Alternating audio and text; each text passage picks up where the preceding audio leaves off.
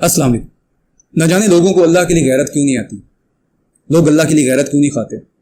جس طرح اپنے اکابرین، اپنے علماء اور اپنے مشائخ، ان کے لیے ان کے دل میں محبت ہے، یہ محبت اللہ کے لیے کیوں نہیں ہے، نہ جانے کیوں۔ اور اللہ کے حوالے سے گستاخانہ باتیں حد درجے زبان استعمال کرتے ہیں اور اللہ کی توحید کے اوپر حملہ کرتے ہیں، اپنے بزرگوں کا مرتبہ معاذ اللہ اللہ کے لیول تک لے کے جاتے ہیں، اور پھر یہ کہتے ہوئے نظر آتے ہیں کہ اللہ تعالیٰ کی ساری خدائی عبد القادر کے سامنے ایک رائی کے دانے کے برابر ہے۔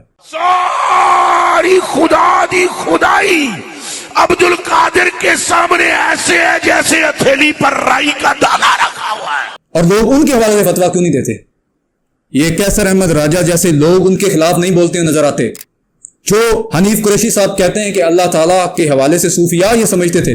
نظریہ وحدت الوجود کیا ہے کہ صوفیاء کے ایک جو صاحب حال لوگوں کا ایک پورا ایک طبقہ ہے، وہ یہ کہتے ہیں کائنات میں وجود حقیقی صرف اللہ کا ہے، باقی ہر ایک کا وجود اس کے وجود سے قائم ہے۔ وہ یہ کہتے ہیں کہ جس طریقے سے ایک جو شیشہ ہے تو بندہ ایک ہوتا ہے اور حجام کی دکان میں 70 شیشے ہوتے ہیں تو 70 جگہ نظر آتا ہے، بندہ تو ایک بیٹھا ہے۔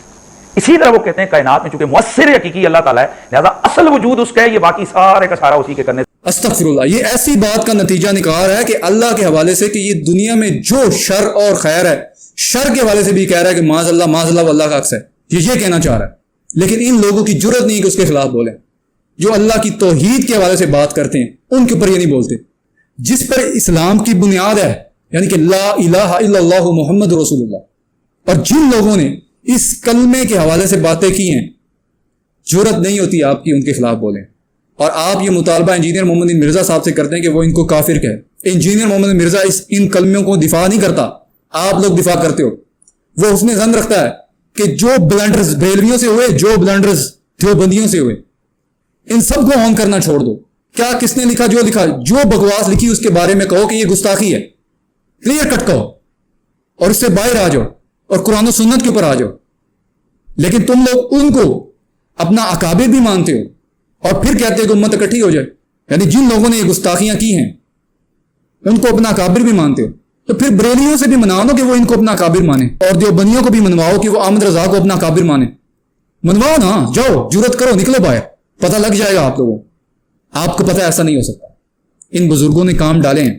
لوگوں میں آپ لوگوں سے سوال پوچھنا چاہتا ہوں کہ جن لوگوں نے اپنی کتابوں کے اندر یہ باتیں لکھی ہیں، جن لوگوں نے یہ کلمہ لکھا ہے، خود سوچو کہ ایک شخص اس کے پاس کوئی مرید ہونے کو آئے تو وہ لا الہ الا اللہ کے بعد محمد صلی اللہ علیہ وسلم کا نام ہے، تو وہ نبی اکرم صلی اللہ علیہ وسلم کا نام ہٹا کے اپنا نام لگائے۔ اس میں اتنی جرت ہے لوگوں، آپ کے اندر اتنی جرت ہے کہ آپ نبی کریم صلی اللہ علیہ وسلم کا نام ہٹا کے، نبی اکرم صلی اللہ علیہ وسلم کا نام ہٹا کے کسی اور کا نام لگاؤ۔ یہ ختم نبوت کے اوپر ڈاکہ نہیں تو ہے کیا؟ اور یہ کہتے ہیں کہ جناب اس بات کی تعویل کی جائے گی۔ میرا آپ لوگوں سے یہ سوال ہے کہ کوئی بندہ کسی کو ٹیسٹ کرنے کے لیے یہ کلمات بولے کہ لا الہ الا چشتی، معاذ اللہ، کہ کوئی الہ نہیں چشتی کے علاوہ، اور پھر وہ اس کی تعویل بھی کرے کہ اس سے مراد یہ نہیں ہے، تو کیا وہ کافر نہیں ہوگا؟ کیا یہ کلمہ کفر نہیں ہے؟ پھر ہم اس سے اس کی حالت پوچھیں گے وہ کس حالت میں تھا۔ یہ جو میں بات کی، میں نے بہت بڑی بات کی، اگر آپ لوگوں کو سمجھ آئے اور آپ خواہ وہ بریلویوں کی طرف سے کوئی بریلویوں کا کابر ہو، دیوبندیوں کا کابر ہو، جن لوگوں نے یہ کام ڈالے ہیں، اور توصیف راشدی صاحب نے وہ بات کی ہے، بالکل وہ صحیح کی ہے کہ ان لوگوں نے یہ کام ڈالے ہیں جس کی وجہ سے قادیانیت پھیلی ہے اور پھیلتی چلی جا رہی ہے، ان کو ادھر سے رائے فرار مل رہی ہے۔ تم ختم نبوت کی باتیں کرتے ہو، عوام الناس کو دھوکہ دینے کے لیے۔ ارے تمہیں ختم نبوت کا کیا دفاع کرنا؟ تم تو رب کی توحید کا دفاع نہ کر سکے، تم تو رب کی توحید کے مسئلے میں فیل ہو گئے۔ ختم نبوت کی بات کی بات ہے، تم تو ایک رب کی ربوبیت پر، ایک اللہ کی الوہیت پر ایمان صحیح طریقے سے لا سکے۔ میں کہتا ہوں سنو، اللہ کی قسم، جذبات میں نہیں، سلام خالی بات نہیں، دلیل کی بنیاد پہ کہتا ہوں، جتنے جرم مرزا غلام احمد قادیانی نے کیے، خبروں کو پوچھنے والوں، وہ سارے جرم تمہارے بابوں نے کیے۔ مرزا غلام احمد قادیانی کو نبوت کے دروازے پہ پہنچانے والے تم تھے۔ مزید کہتا ہوں، مرزا کو قوم مٹیریل دینے والے تم تھے، نبوت کے عقیدہ ختم نبوت کے نابود تم تھے، راستے تم نے کھولے تھے، راستے تم نے۔ لیکن یہ لوگ ان کے خلاف نہیں بولیں گے، یہ جرت نہیں کریں گے کہ ان گستاخانہ عبارات کے اوپر بولیں۔ اللہ تعالیٰ فرماتا ہے وَلَا تَقُولُوا عَلَى اللَّهِ إِلَّا الْحَقَّ، اللہ کے بارے میں کوئی ایسی بات نہ کرو مگر حق کے سوا، کوئی منہ سے جملہ نہ نکالو۔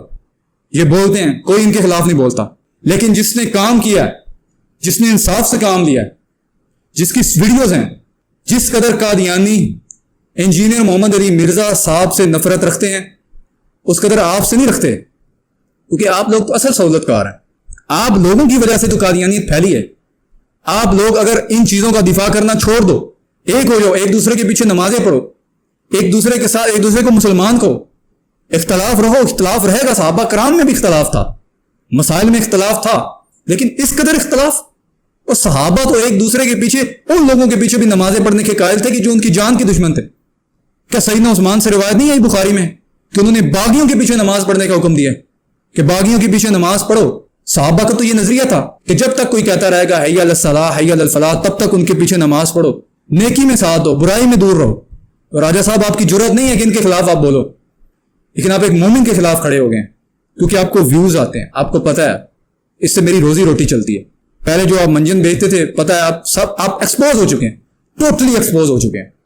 لیکن آپ کو پتہ ہے کہ اب میری کوئی گنجائش بن سکتی ہے تو جن کا میں فرنٹ میں ہوں ان سے کوئی میرا گزارا ہو سکتا ہے. اس لیے آپ ایک مومن کے اوپر بولتے ہیں. شرم کریں, ڈر جائیں اور آجے غیرت کر, بڑی چیز ہوتی ہے. اللہ کے لیے غیرت کر, رسول اللہ صلی اللہ علیہ وسلم کے لیے غیرت کرو. اور یہ جن لوگوں کے تم فرنٹ مین بنے ہوئے ہو, ان کو چھوڑو, نکلو, قرآن حدیث کو پڑھو. تم نہیں پڑھتے, اگر تم پڑھتے ہوتے تو انصاف سے کام لیتے. وما علینا الا البلاغ المبین.